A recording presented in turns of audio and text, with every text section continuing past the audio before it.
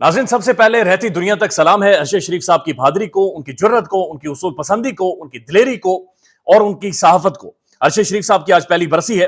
अरशद शरीफ साहब को आज ही के दिन, आज से साल पहले शहीद कर दिया गया था, लेकिन रहती दुनिया तक अरशद शरीफ जिंदा रहेगा। अरशद शरीफ एक सवाल भी है, अरशद शरीफ जवाब भी है, अरशद शरीफ तारीख भी है, अरशद शरीफ आज मौजूद भी है और मुस्तकबिल में भी जब भी बातचीत हुआ करेगी पाकिस्तानी सियासत के हवाले से, पाकिस्तानी सहाफत के हवाले से, पाकिस्तानी मामलात के हवाले से, तो पहला सवाल और जवाब सिर्फ और सिर्फ अरशद शरीफ होगा। और वो कौन है? वो अरशद शरीफ एक ऐसा सवाल छोड़कर चला गया है कि जो हमेशा से ताकुब करता रहेगा उनके कातिलों का, जिन्होंने उन्हें मारा है, उनका पीछा करता रहेगा और आने वाली नस्लें यकीनी तौर पर इसका जवाब देंगी। चूंकि हम देख रहे हैं कि जो अदालतें हैं वो इस मुल्क के अंदर इंसाफ या रियासत उस तरह से इंसाफ अभी तक अरशद शरीफ साहब के हवाले से करने में कामयाब नहीं हुई है। एक वीडियो वायरल है सोशल मीडिया पर, ट्विटर पर बहुत ज्यादा वायरल है। ये डॉक्टर मोहित पीरजादा साहब की है और एक तकरीब से वो खिताब कर रहे हैं अमेरिका में, और जो उन्होंने गुफ्तगू की है वो बड़ी हिला देने वाली गुफ्तगू है। डॉक्टर मोहित पीरजादा साहब कहते हैं कि अरशद शरीफ का मसला क्या था। अरशद शरीफ का मसला पाकिस्तान के रियासती इदारे, हसास इदारे या पाकिस्तान की फौज नहीं थी। अरशद शरीफ कभी भी पाकिस्तान के इदारों यानी फौज के खिलाफ हरगिज नहीं था। अरशद शरीफ का मसला सिर्फ बाजवा साहब थे और बाजवा साहब की ऑथराइजेशन से अरशद शरीफ की किलिंग हुई। ये डॉक्टर मोहित पीरजादा साहब अमेरिका में खड़े होकर एक बड़े मजमे से खिताब करते हुए ये कह रहे हैं कि बाजवा साहब की ऑथराइजेशन से अरशद शरीफ साहब की किलिंग हुई है। वो कह रहे हैं ये मेरा तज्जिया है, बहरहाल वो कह रहे हैं मालूमात नहीं है बल्कि तज्जिया है। वो कहते हैं कि बाजवा साहब की असल में कोशिश थी कि ये सारा ड्रामा चलता रहे और किसी को कुछ पता ना चले कि हुकूमत कैसे गिरी, उस दिन क्या हुआ था, रात को अदालतें कैसे खुली। वो चाह रहे थे कि बाजवा साहब चाह रहे थे कि सारा ड्रामा चलता रहे और किसी को पता ना चले। लेकिन बीच में सिर्फ एक फर्क पड़ गया और वो था अरशद शरीफ। अरशद शरीफ ने सबसे पहले पूरी पाकिस्तानी कौम को बता दिया कि वो कौन था, और 10 से 12 सवाल अरशद साहब ने पूछ लिए कि वो कौन था, वो किधर था, वो किधर खड़ा था, वो कैसे हुआ, चीजें कैसे हुई। उसके बाद एक तो वो कौन था, इसने बहुत ज्यादा डंड डाला। उसके बाद अरशद साहब ने बाहर की एम्बेसीज के साथ उस वक्त के जो पॉलिटिशियन, सियासतदान जिस तरह से जाकर मिलते रहे, जिन जिन जगहों पर मिलते रहे, ये सारी चीजें अरशद शरीफ साहब ने लेकर आया था। तो उनका यह कहना है कि असल में जनरल बाजवा साहब को अरशद शरीफ ने नंगा कर दिया था और दिस इज हाउ उनके साथ ये इतना बड़ा वाकया पेश आया है। फिर वो एक किस्सा सुनाते हैं हमें, जब siyaset.pk को इंटरव्यू दिया था उन्होंने, उस वक्त भी सुनाया था। वो कह रहे हैं मार्च में गालिबन, वो कह रहे हैं 2022 में मैंने एक ट्वीट किया था और उस ट्वीट में मैंने लिखा था कि सबको पता है कि क्या हो रहा है, अगर किसी को नहीं पता तो सिर्फ मुन्ने के अब्बा को नहीं पता। तो वो कहते हैं कि मुझे बुलाया गया और मुझे बुलाकर कहा गया कि ये ट्वीट तुम डिलीट कर दो। वो कहते हैं कि जब मैंने ये ट्वीट किया तो मुझे पता नहीं था कि अरशद शरीफ साहब ने इसका स्क्रीनशॉट ले लिया था और मैंने तो बाद में ट्वीट डिलीट कर दिया। लेकिन जो ही मैंने ट्वीट डिलीट किया, अरशद शरीफ साहब ने उसे निकालकर दोबारा से ट्वीट कर दिया। वो कहते हैं मुझे कहा गया कि अरशद को कहें कि ये ट्वीट डिलीट करे, और अरशद चूंकि इतना ज्यादा जिद्दी था, उसूल पसंद इंसान था, बहादुर इंसान था, उसने कहा कि कुछ भी हो जाएगा, ये ट्वीट अब मैं डिलीट नहीं करूंगा। दिस इज हाउ डॉक्टर मोहित पीरजादा साहब आज तकरीर कर रहे हैं, बातचीत कर रहे हैं। और एक दफा फिर बाजवा साहब, चूंकि आज बरसी अरशद साहब की, पाकिस्तान भर में डिस्कस हो रहे, दुनिया भर में डिस्कस हो रहे, हर जगह पर, सोशल मीडिया पर, हर जगह पर बाजवा साहब खुलकर डिस्कस हो रहे हैं। लेकिन आज इस्लामाबाद हाई कोर्ट के बाहर भी बाजवा साहब डिस्कस हुए हैं और आज हाई कोर्ट के जो इस्लामाबाद गालिबन सुप्रीम कोर्ट के बाद बाजवा साहब डिस्कस हुए हैं। और सुप्रीम कोर्ट के साबिक चीफ जस्टिस भी, उन्हें भी बाजवा साहब के साथ जोड़कर डिस्कस करने वाले माहिर कानून एजाज एहसन साहब, बैरिस्टर एजाज एहसन साहब, वो ये कहते हैं कि अब मुझे महसूस हो रहा है कि बाजवा साहब के साथ मिलकर उस वक्त की चीफ जस्टिस यानी साबिक चीफ जस्टिस उमर अता बंदियाल साहब भी इस साजिश का हिस्सा थे। और उस रात को जिस तरह से अदालतें खुली, जिस तरीके से कासिम सूरी की जो रूलिंग थी उसे रिवर्स किया गया, अब महसूस हो रहा है कि जनरल बाजवा साहब और जनाब जो चीफ जस्टिस हैं उस वक्त के उमर अता बंदियाल साहब, ये दोनों उस साजिश में शामिल थे। जस्टिस बंदियाल के खिलाफ भी कार्रवाई होगी और वो वक्त दूर नहीं है जब बंदियाल और बाजवा साहब दोनों कटहरे में खड़े होंगे, दोनों अदालतों में खड़े होंगे। तो अरशद साहब की बरसी के ऊपर साजिश के तमाम तर किरदार, साजिश के तमाम तर चीजें पाकिस्तान के सोशल मीडिया पर डिस्कस हो रही हैं, शेयर हो रही हैं, पूरे पाकिस्तान में कुरान खानी की जा रही है, पूरे पाकिस्तान में अरशद साहब के बुलंद दर्जात के हवाले से दुआएं मांगी जा रही हैं। अरशद शरीफ एक हीरो था, एक ऐसा नौजवान, एक ऐसा शख्स, एक ऐसा अजीम इंसान कि पाकिस्तान में नामुमकिन है कि पाकिस्तान ऐसे इंसान को देखे। उसूल पसंदी पर उन्होंने खुद को कुर्बान कर दिया, सर झुकाया नहीं, सर कट गया उनका, और आखिरी टाइम भी उनके सर में ही गोली मारी गई थी जिस सर ने आज झुकने से इनकार कर दिया था। अब आगे बढ़ते हैं, जो अदालत के अंदर आज कार्रवाई हुई है, ये भी बड़ी इंटरेस्टिंग कार्रवाई है। एक तो इमरान खान साहब के ऊपर फर्द जुर्म आयद कर दिया गया, लेकिन इमरान खान साहब ने जज साहब को मुखातिब करते हुए کچھ گفتگو کی ہے، بات چیت کی ہے، بڑی انٹرسٹنگ ہے۔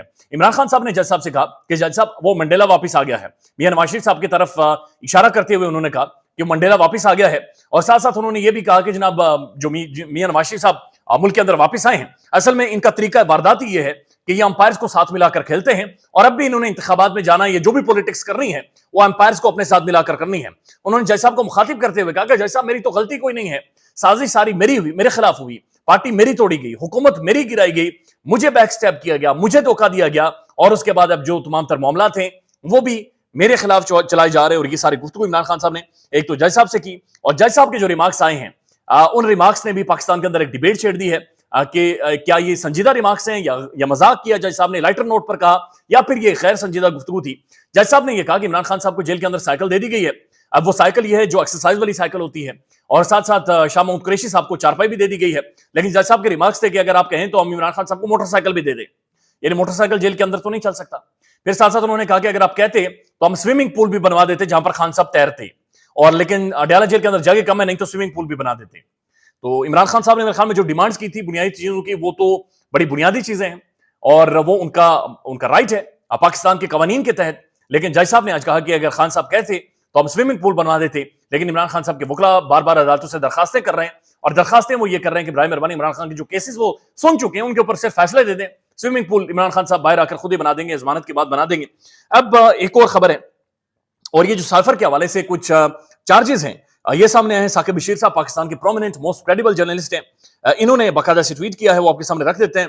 یہ لکھتے ہیں ثاقب بشیر صاحب کہ اہم خبر، سائفر کیس میں عمران خان اور شاہ محمود قریشی پر عائد چارج سامنے آ گیا ہے۔ آپ نے بطور، یعنی جو چارج عمران خان کے اوپر لگا ہے، جو فرد جرم بنیادی طور پر عائد ہوئی ہے، وہ کیا ہے؟ وہ کہتے ہیں کہ آپ نے بطور وزیر اعظم غیر قانونی طور پر سائفر اپنے پاس رکھا، اس سیکرٹ دستاویزات کو غلط طریقے سے استعمال کیا۔ سائفر پاکستان اور امریکہ کے درمیان انتہائی خفیہ دستاویز تھی، آپ نے سیکرٹ دستاویز کو ممنوعہ مقام جلسے میں غلط طریقے سے استعمال کیا۔ ممنوعہ مقام یعنی جلسہ جو پبلک گیدرنگ ہے، یعنی کہ پاکستان کا کانسٹیٹیوشن یہ کہتا ہے کہ جو ریاست ہے وہ عوام کی منشا سے ہے، یعنی عوام ڈیسائیڈ کرے گی، عوام فیصلہ کرے گی، اور عمران خان اس وقت کا چیف ایگزیکٹو تھا، اور چیف ایگزیکٹو ہی اصل اتھارٹی ہوتی ہے جو ڈیسائیڈ کرے گا کہ خفیہ کیا رکھنا ہے، کیا خفیہ نہیں رکھنا، کتنا عوام کو بتانا ہے، کتنا عوام کو نہیں بتانا۔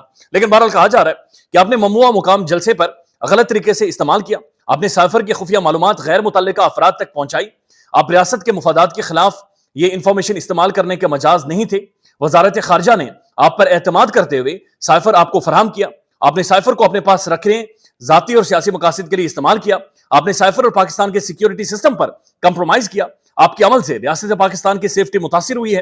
28 مارچ 2022 کو بدنگالہ میٹنگ میں شریک ملزم شاہ محمود قریشی کے ہمراہ مذموم مقاصد کے لیے سائفر استعمال کرنے کی منصوبہ بندی کی، آپ نے جان بوجھ کر بدنیتی کی بنیاد پر سائفر اپنے حق میں استعمال کرتے ہوئے قومی سلامتی کو خطرے میں ڈالا، یعنی کہہ رہے ہیں اس سے قومی سلامتی پاکستان کی متاثر ہوئی ہے۔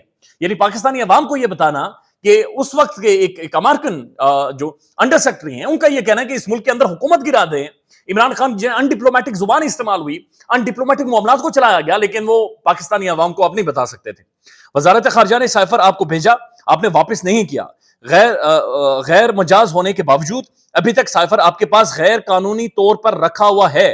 سائفر سیکیورٹی سسٹم اور پاکستان کے سیکرٹ کمیونیکیشن سسٹم کو آپ نے کمپرومائز کیا ہے، بیرون ملک پاکستان کی کمیونیکیشن سسٹم کو کمپرومائز کیا گیا۔ آپ آفیشل سیکرٹ ایکٹ کی سیکشن 5 اور 9 کے تحت جرم کے مرتکب ٹھہرتے ہیں، آپ آفیشل سیکرٹ ایکٹ کی سیکشن 5 اور 9 کے مرتکب ٹھہرے ہیں۔